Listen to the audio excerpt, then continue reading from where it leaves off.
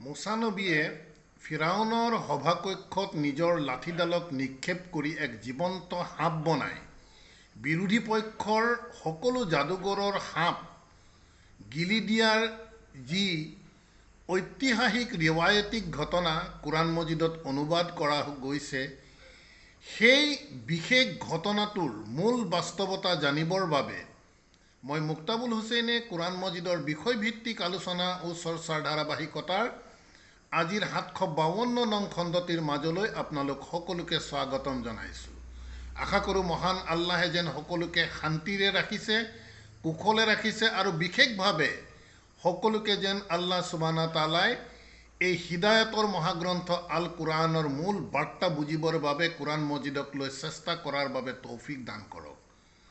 প্ৰিয় দৰ্শকবৃন্দ, আমি সদায় কৈ আহিছোঁ, ইমান বেছি কৌশলগতভাৱে কোৰাণ মজিদৰ অনুবাদ কৰা গৈছে যাক সাধাৰণ মানুহে কেতিয়াও বুজি নাপাব যদিহে প্ৰত্যেকটো বিষয়ক লৈ গভীৰ চিন্তা চৰ্চা নকৰে। সেইবাবেই আল্লাহ সুবহানাহু ওয়া তাআলাই কোৰাণ মজিদক বাৰম্বাৰ আমাক তাদাব্বুৰ কৰিবৰ বাবে, চিন্তা কৰিবৰ বাবে, গৱেষণা কৰিবৰ বাবে আমাক আদেশ কৰিছে। আল্লাহৰ কিতাবৰ প্ৰত্যেকটো আয়াতেই প্ৰকৃততে আমাক পথৰ নিৰ্দেশনা দিছে, বিভিন্ন প্ৰকাৰে বিভিন্ন ডাইমেনশ্যনত আমাক হিদায়তৰ পথ দেখুৱাই আছে। কিন্তু অতি দুৰ্ভাগ্যজনক কথা যে আল্লাহৰ বাৰ্তা গোপন কৰাৰ স্বাৰ্থত ইয়াক বিভিন্ন কৌশলগতভাৱে আয়াতৰ অনুবাদসমূহক টেম্পাৰিং কৰি এনে এক অৱস্থালৈ লৈ গৈছে য'ত আল্লাহৰ প্ৰকৃত বাৰ্তা সাধাৰণ মানুহক পৰা লুকুৱাই ৰখা গৈছে। তেনে এক ঘটনা মুছা আলাইহিছ সালামৰ আমি সকলোৱে জানো, গোটেই কোৰাণ মজিদতেই সিঁচৰিত হৈ আছে এক যাদুবিদ্যাৰ মেজিক কম্পিটিশ্যনৰ ৰেৱায়তী ঘটনা।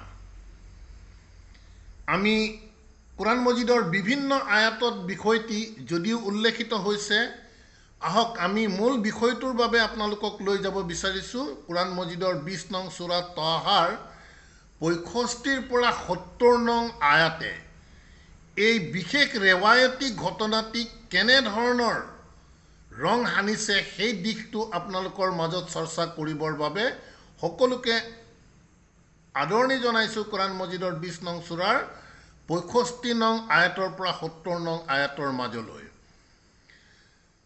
65 নং সূৰাত কৈছে যে সিহঁতে ক'লে, হে মুছা, হয় তুমি আগতে নিক্ষেপ কৰা, নহ'লে আমিয়ে প্ৰথম নিক্ষেপকাৰী হ'ম। আমি যিহেতু সকলোৱে জানো এই ঘটনাটো, যিসকলে কোৰাণ মজিদৰ লগত জড়িত, গতিকে প্ৰথমতে মই ইয়াৰ অসমীয়া অনুবাদসমূহ আপোনালোকৰ আগত দাঙি ধৰাৰ চেষ্টা কৰিছোঁ। তাৰপিছত ইনশাআল্লাহ ইয়াৰ মূল বাস্তৱতা বুজিবৰ বাবে আৰবীৰ পৰা ইয়াৰ মূল দৰ্শন বুজাৰ বাবে ইনশাআল্লাহ আমি চেষ্টা কৰিম। 65 নং আয়াতত কৈছে যে সিহঁতে ক'লে, হে মুছা, হয় তুমি আগতে নিক্ষেপ কৰা, নহ'লে আমিয়ে প্ৰথম নিক্ষেপকাৰী হ'ম। মুছাই ক'লে, বৰং তোমালোকেই আগতে নিক্ষেপ কৰা। ফলত সিহঁতে নিক্ষেপ কৰাৰ লগে লগে সিহঁতৰ যাদুৰ প্ৰভাৱত মুছাৰ এনে লাগিল যেনিবা সিহঁতৰ জৰীবোৰ অৰ্থাৎ ৰছীবোৰ আৰু লাঠিসমূহ কেৰমেৰ কৰি আছে। মন কৰিব, কৈছে যে যাদুঘৰসকলৰ ৰছী আৰু লাঠিসমূহ কেৰমেৰ কৰি আছে, অৰ্থাৎ হিলিব ধৰিছে, জীৱন্ত ৰূপ লৈছে। তেতিয়া মুছাই তেওঁৰ অন্তৰত অলপ ভীতি অনুভৱ কৰিলে। আমি ক'লো, তুমি ভয় নকৰিবা, নিশ্চয় তুমিয়ে জয়লাভ কৰিবা আৰু তোমাৰ সোঁহাতত যি আছে। মন কৰিব, খুব আমি গভীৰভাৱে বিষয়সমূহ বুজিবৰ বাবে আমি কিছু চেষ্টা কৰিব লাগিব। আৰু তোমাৰ সোঁহাতত যি আছে সেয়া নিক্ষেপ কৰা, এইটোৱে সিহঁতে যি কৰিছে সেয়া খাই পেলাব। অৰ্থাৎ যাদুঘৰসকলৰ ৰছী আৰু লাঠি নিক্ষেপ কৰাৰ লগে লগে সেইবোৰ যিহেতু কেৰমেৰ কৰি সাপৰ দৰে হ'ল, তেতিয়া আল্লাহে ক'লে, তোমাৰ সোঁহাতত যি আছে অৰ্থাৎ মুছাৰ লাঠিডাল নিক্ষেপ কৰা, এইটোৱে সিহঁতে যি কৰিছে সেইবোৰ খাই পেলাব, অৰ্থাৎ সিহঁতৰ সাপবোৰ খাই পেলাব। সিহঁতে যি কৰিছে সেয়া কেৱল যাদুকৰৰ কৌশল, আৰু যাদুকৰ য'তেই নাহক কিয় কেতিয়াও সফল নহ'ব। ফলত যাদুকৰসকলে সাজদানত হ'ল। সিহঁতে ক'লে, আমি হাৰুণ আৰু মুছাৰ প্ৰতিপালকৰ প্ৰতি ঈমান আনিলোঁ। এই হৈছে 20 নং সূৰা তাহাৰ 65 নঙৰ পৰা 70 নং আয়াতৰ অসমীয়া অনুবাদ। এতিয়া প্ৰিয় দৰ্শকবৃন্দ, ইয়াত আমি বহুতো কথা চিন্তা কৰিব লগা আছে। প্ৰথম কথাটো হৈছে আল্লাহৰ হিদায়তৰ এই মহাগ্ৰন্থ আল কোৰাণে আমাক জানো এনে ধৰণৰ যাদুবিদ্যাৰ কথা ক'ব? মুছা আল্লাহৰ দ্বাৰা প্ৰেৰিত এক নবী। সেই নবীৰ দ্বাৰা দেখুওৱা গৈছে যে আল্লাহে যাদু কৰোৱাই দিছে। মুছাৰ লাঠিডাল দলিয়াই দিয়াৰ লগে লগে সাপ হৈ বাকী যাদুঘৰৰ সকলোবোৰ সাপ গিলি দিছে। অৰ্থাৎ আল্লাহে নিজেই মুছাৰ হতুৱা মেজিক কৰাইছে। অথচ কোৰাণ মজিদত এনেধৰণৰ মেজিক আল্লাহে প্ৰহিবিট কৰাৰ বিষয়েও আয়াত আহিছে, আমি সকলোৱে জানো। গতিকে কোৰাণ মজিদৰ দৰ্শনৰ কণ্ট্ৰাডিকশ্যন কেতিয়াও হ'ব নোৱাৰে। আৰু দ্বিতীয় এটি মন কৰিব লগা কথা, ইয়াত ৰেৱায়তী তৰ্জমা অনুসৰি যিসমূহ কথা কৈছে যে যাদুঘৰসকলে তেওঁলোকৰ ৰছী আৰু লাঠি দলিয়াই দিয়াৰ লগে লগে যেতিয়া সাপ হৈ গ'ল, মুছাই যেতিয়া লাঠিডাল দলিয়াই দিওঁতে মুছাৰ লাঠিডাল সাপ হৈ সেইবোৰ গিলি পেলালে, তেতিয়া যাদুঘৰসকলে কিয় মুছা আৰু হাৰুণৰ ৰবক স্বীকাৰ কৰি ল'লে? যিহেতু তেওঁলোকৰ প্ৰফেশ্যন মেজিক, যাদুকৰী হৈছে তেখেতসকলৰ বিদ্যা। গতিকে তেখেতসকলতকৈ মুছাৰ যাদু যিহেতু ডাঙৰ হ'ল, গতিকে তেওঁলোকে মুছাক তেওঁলোকতকৈ ডাঙৰ মেজিচিয়ান বুলি মানি ল'ব লাগিছিল। কিন্তু আয়াতত দেখা গৈছে যে এনেধৰণৰ ঘটনা হোৱাৰ লগে লগে তেওঁলোকে মুছা আৰু হাৰুণৰ ৰবৰ প্ৰতি সিজদা কৰিলে। এনেধৰণৰ ৰিৱায়তী যিসমূহ মুখৰোচক কাহিনী আমাক বনাই দিছে, ইয়াৰ মূল উদ্দেশ্য হৈছে আল্লাহৰ বাৰ্তাক কেনেধৰণে কি প্ৰকাৰে গোপন কৰি ৰাখি ইয়াক এটি ফলছ ইমেজ যাতে মানুহৰ মাজত দিব পাৰে, যাতে আল্লাহৰ বাৰ্তা গোপন হৈ থাকে। গতিকে এনেধৰণৰ যাদুবিদ্যাৰ কথা আল্লাহৰ হিদায়তৰ কিতাপত উল্লেখ কৰি মানুহক মনোৰঞ্জন দিয়াৰ প্ৰকৃততে কোনো ধৰণৰ অৱকাশ নাই। গতিকে আহক প্ৰিয় দৰ্শকবৃন্দ, আমি খুব ধীৰ সুস্থিৰে চাওঁ প্ৰকৃততে বিষয়বস্তু ইয়াত কি কোৱা গৈছে। 65 নং আয়াতত কৈছে যে কালু ইয়া মুছা। তেতিয়া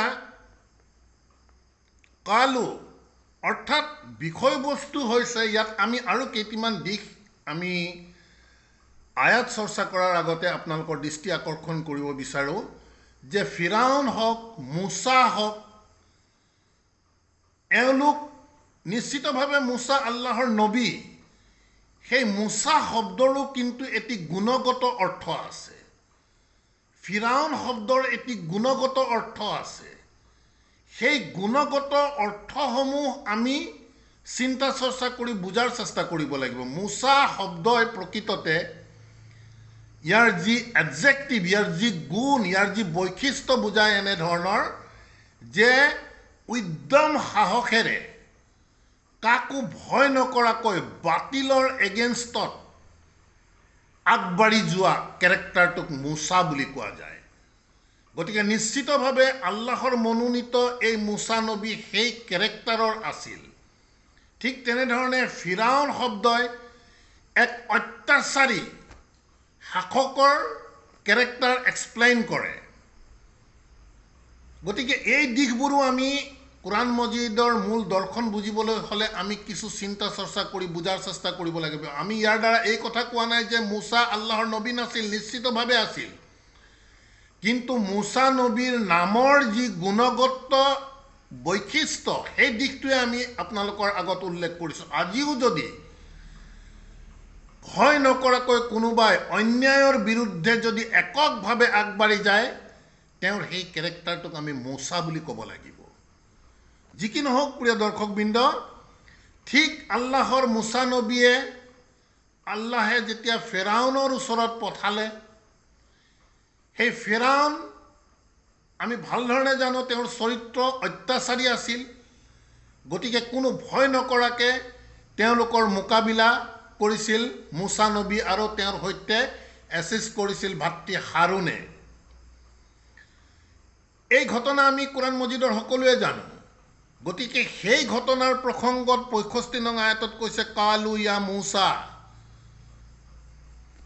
যে ফিৰাউনৰ দৰবাৰত থকা বিৰোধী পক্ষৰ অত্যাচাৰী যিসকল আছিল তেওঁলোকে কৈছিল ইয়া মুছা, হে মুছা, ইম্মা আন্তুল কিয়া, প্ৰশ্ন কৰিলে মুছাক তেওঁলোকে, ইম্মা আন্তুল কিয়া, তুলকিয়া শব্দ ইলকাৰ পৰা আহিছে, তাৰ পৰাই মুলাকাত আহিছে, দাঙি ধৰা, উপস্থাপন কৰা, থ্ৰ' কৰা, এনেধৰণৰ অৰ্থ ইয়াত প্ৰকাশ পাব। গতিকে ফিৰাউনৰ সেই বিৰোধী পক্ষৰ লোকসকলে মুছাক প্ৰশ্ন কৰিলে ইম্মা আন্তুল কিয়া, যে তুমি প্ৰথমতে ইয়াক উপস্থাপন কৰিবা, ৱা ইম্মা আন্নাকুনা আউৱালা মান আলকা, ৱা ইম্মা অথবা আন্নাকুনা, যে আমি হৈ পৰিম আউৱালা মান আলকা, এনেধৰণৰ উপস্থাপনকাৰী, প্ৰথম উপস্থাপনকাৰী আমি হ'ম নে তুমি প্ৰথমতে তোমাৰ বিষয়বস্তু তুমি উপস্থাপন কৰিবা। খুব গভীৰভাৱে আমি আয়াত আমি বুজাৰ চেষ্টা কৰিব লাগিব। কালা, তেতিয়া মুছাই কৈছিল, বাল আলকু, বৰং তোমালোকেই উপস্থাপন কৰা। ফা ইজা, তাৰ পাছত যেতিয়া হিবালুহুম, মন কৰিব এই শব্দটোৱেই টেম্পাৰিং কৰা গৈছে। কোৰাণ মজিদত শাব্দিক অৰ্থেৰে আমি সকলোবোৰ বস্তু বুজিবলৈ গ'লে নহ'ব। হাবল, সূৰা আল ইমৰানৰ ১০৩ নং আয়াতত আহিছে ৱাতাছিমু বিহাবলিল্লাহি জামিআন ৱালা তাতাফাৰৰাকু, যে তোমালোক সকলোৱে মিলি আল্লাহৰ ৰছীক খামুচি ধৰা আৰু তোমালোকে ফিৰকাবন্দীৰে ভাগ ভাগ নহবা। আল ইমৰানৰ ১০৩ নং আয়াতত এই হাবল শব্দ ব্যৱহাৰ কৰিছে। গতিকে শাব্দিক দিশৰ পৰা হাবল শব্দই ৰছী, আল্লাহৰ ৰছী কি কোনোবা ঠাইত ওলমি আছে নেকি? আমাক সকলোকে গৈ যে তাত খামুচি ধৰিবলৈ কৈছে, এনেধৰণৰ দৰ্শন নহয়। হাবলিল্লাহি অৰ্থাৎ আল্লাহৰ কিতাপ, এই হাবল শব্দই কিতাপ বুজায়। আমি ৰেফাৰেঞ্চ দিছোঁ সূৰা আল ইমৰানৰ ১০৩ নং আয়াত, আমি সকলোৱে জানো আল্লাহে কৈছে যে ৱাতাছিমু বিহাবলিল্লাহি জামিআন, তোমালোকে সকলোৱে মিলি আল্লাহৰ ৰছীক অৰ্থাৎ আল্লাহৰ কিতাপক তোমালোকে খামুচি ধৰা। গতিকে হাবল শব্দই কিতাপ বুজায়। এতিয়া বিৰোধী পক্ষক যেতিয়া মুছাই অনুমতি দিলে যে তোমালোকে উপস্থাপন কৰা, কালা বাল আলকু ফাইজা হিবালুহুম, তাৰ পাছত যেতিয়া সিহঁতৰ কিতাপ হ'ব, হিবাল হাবল কিতাপ, কোৰাণ মজিদত হাবলে শাব্দিক দিশৰ ৰছী নুবুজায় বৰং কিতাপ বুজায়। হিবালুহুম সিহঁতৰ কিতাপ, ৱা ইছিয়ুহুম আৰু সিহঁতৰ নিৰ্ভৰতা, ইয়াত লাঠি বুলি কৈছে। লাঠিত মানুহে কি কৰে? বৃদ্ধ লোকসকলে যে লাঠি লৈ খোজকাঢ়ে, সেই লাঠিডালৰ ওপৰত নিজৰ বডি ৱেইটটোক নিৰ্ভৰ কৰি চলে। গতিকে শাব্দিক দিশৰ আমি অৰ্থ ল'লে নহ'ব, ইয়াৰ দৰ্শন চাব লাগিব।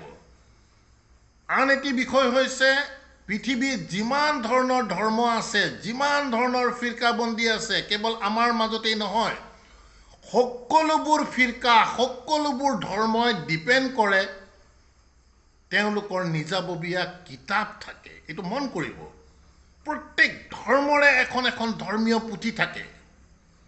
সেই ধৰ্মীয় পুথিসমূহক নাকচ কৰিবৰ বাবেই আল্লাহ সুবহানাহু ওয়া তাআলাই এই মহাগ্ৰন্থ আল কুৰআন মানুহৰ মাজলৈ প্ৰেৰণ কৰি কৈছে যে তোমালোক সকলোৱে আহি এই আল্লাহৰ কিতাপত খামুচি ধৰা।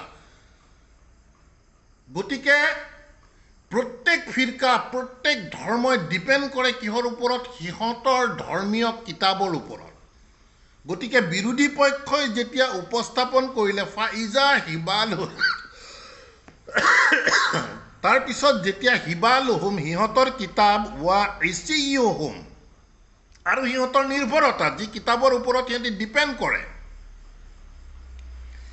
ইউখাইয়ালু ইলাইহি মিন সিহৰিহিম সেই কিতাপসমূহে সিহঁতক কি কৰে খায়াল দিয়ে চিন্তা দিয়ে মিন সিহৰিহিম চেহেৰ শব্দই যাদু বুলি ইয়াত অনুবাদ কৰিছে চেহেৰ শব্দৰ শাব্দিক দিশ যাদু ঠিক আছে যাদুত প্ৰকৃততে কি কৰে অসত্যক সত্য বুলি উপস্থাপন কৰে মানুহৰ মাজত এই হৈছে যাদু গতিকে বিৰোধী পক্ষই ডিপেণ্ড কৰা কিতাপসমূহে কি কৰে সেইসমূহৰ ওপৰত তেওঁলোকে নিৰ্ভৰ কৰে আৰু সেই কিতাপসমূহৰ দ্বাৰা তেওঁলোকে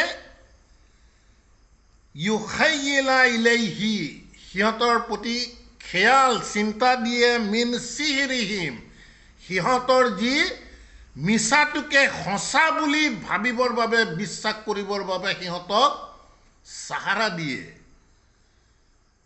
তেওঁলোকে ডিপেণ্ড কৰে সেই কিতাপৰ ওপৰত অথচ সেই কিতাপ আল্লাহৰ দ্বাৰা নাজিলকৃত যেহেতু নহয় গতিকে সি ভুৱা কিতাপ হয় সেই ভুৱা কিতাপবোৰকে তেওঁলোকে সত্য কিতাপ বুলি ভাবি লয় আন্নাহা তাছা আৰু সেইটোৱে সিহঁতৰ চেষ্টা মন কৰিব প্ৰিয় দৰ্শকবৃন্দ টেম্পাৰিং ক'ত কৰি আছে ইয়াত তাছা শব্দই অনুবাদ কৰিছে কেৰমেৰ কৰা অথচ এই বিশেষ সূৰাৰে আমি যদি 15 নং আয়াতটি মাজলৈ আপোনালোকক লৈ যাওঁ চাওক 15 নং আয়াতত এই শব্দটো ব্যৱহাৰ কৰিছে কুল্লু নফসিন বিমা তাছা যে প্ৰত্যেকটো নফসে তেওঁলোকৰ ফলাফল পাব বিমা তাছা যি সিহঁতৰ চেষ্টা ইয়াত অনুবাদৰ চেষ্টাই কৰিছে কিন্তু সেই একেটি শব্দই পৰৱৰ্তী মুছাৰ কাহিনীত যেতিয়া ব্যৱহাৰ কৰিছে লাঠি আৰু যাদু তাত এই তাছা শব্দটোক কিন্তু কেৰমেৰ কৰা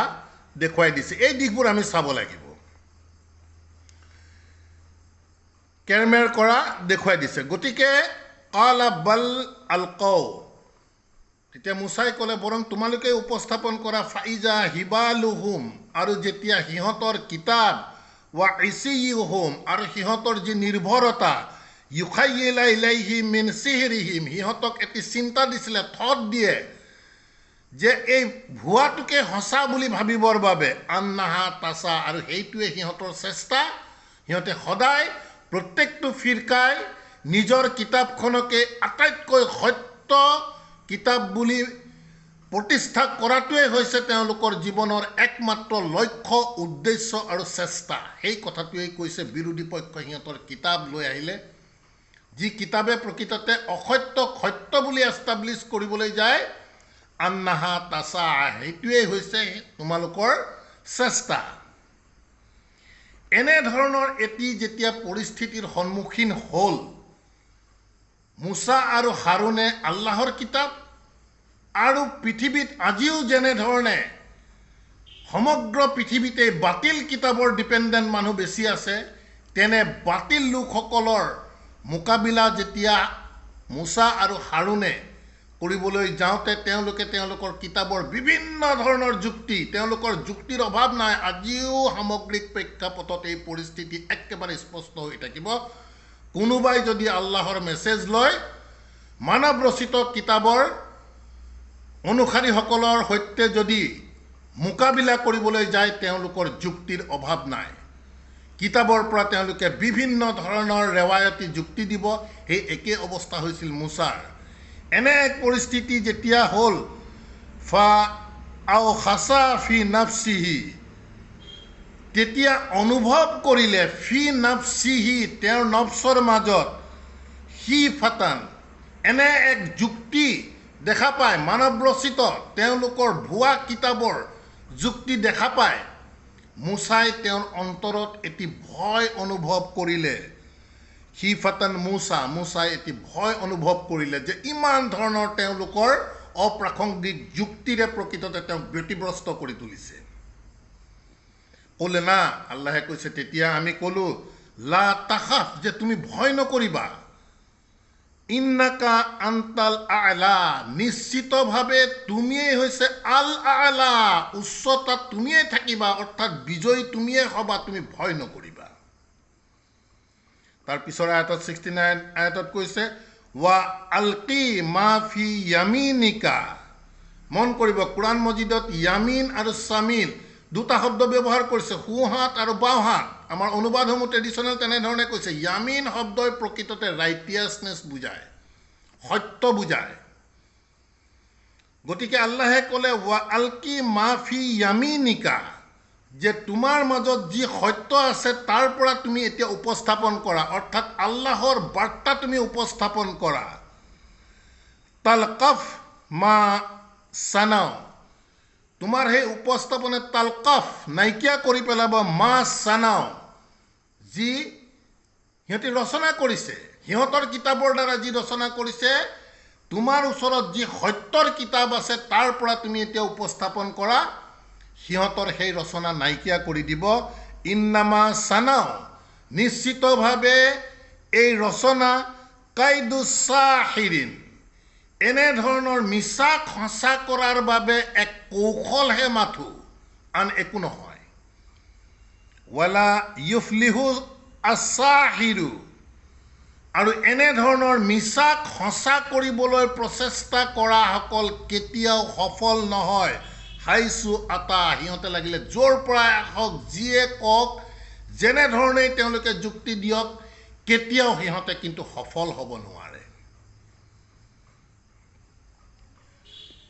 ফালকিয়া আছ-ছাহাৰাতু, তাৰ পাছত এনেধৰণৰ যেতিয়া মুছাই উপস্থাপন কৰিলে আল্লাহৰ কিতাপ, তেতিয়া এই যিসকলক যাদুগৰ বুলি কৈছে, অৰ্থাৎ বিৰোধী পক্ষ, অৰ্থাৎ মানুহৰ কিতাপ লৈ যিসকলে যুক্তি তৰ্ক কৰিবলৈ আহিছে মুছাৰ সৈতে, সিহঁতৰ উপস্থাপন কি হৈ গ'ল, যে কোনো কামত নোহোৱা হৈ গ'ল।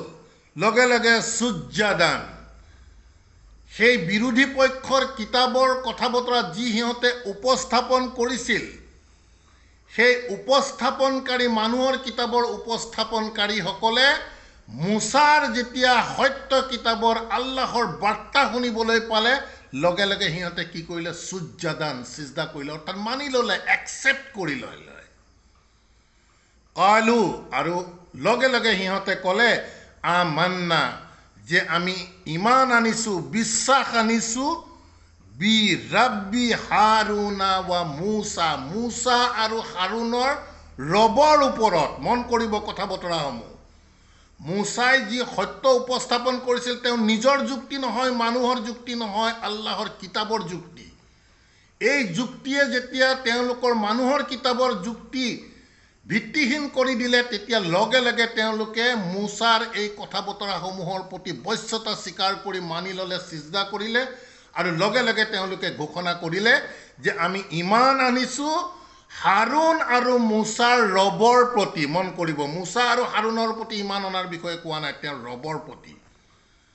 গতিকে প্ৰিয় দৰ্শকবৃন্দ, এই গোটেই বিষয়বস্তুটো হৈছে বাতিলৰ এগেইনষ্টত হক দি কেনেকৈ আমি তবলিগ কৰিব লাগিব, মানুহৰ মাজত হক কেনেধৰণে প্ৰচাৰ কৰিব লাগিব, এই আয়াতৰ দৰ্শন, ইয়াৰ হৃদায়ত চিৰকালৰ বাবে সদায় বৰ্তমান হৈ থাকিব। ই কোনো যাদু কম্পিটিশ্যনৰ এক ৰেৱায়তী ঘটনা নহয়, বৰং বাতিল কিতাপৰ সৈতে আল্লাহৰ কিতাপৰ এক মোকাবিলাৰ পৰিৱেশে প্ৰকৃততে ইয়াত উল্লেখ কৰা গৈছে। আমি আশা কৰিম প্ৰিয় দৰ্শকবৃন্দ, বিষয়বস্তুৰ বাস্তৱতাৰ প্ৰতি লক্ষ্য ৰাখি আল্লাহৰ কথা বতৰাক যথাযথভাৱে মৰ্যাদা প্ৰদান কৰি এনেধৰণৰ অপ্ৰাসংগিক অনুবাদসমূহৰ পৰা আহক আমি প্ৰত্যেকেই ওলাই আহি আল্লাহৰ মূল বাৰ্তা বুজি ইয়াৰ পৰা হৃদায়ত গ্ৰহণ কৰাৰ বাবে ইনশাআল্লাহ চেষ্টা কৰোঁ। আলহামদুলিল্লাহ। ربي أعوذ بك من همزات الشياطين وأعوذ بك ربي أن يحضرون. ربنا آمنا بما أنزلت واتبعنا الرسول فاكتبنا مع الشاهدين وما علينا إلا البلاغ وما توفيق إلا بالله. سلام عليكم.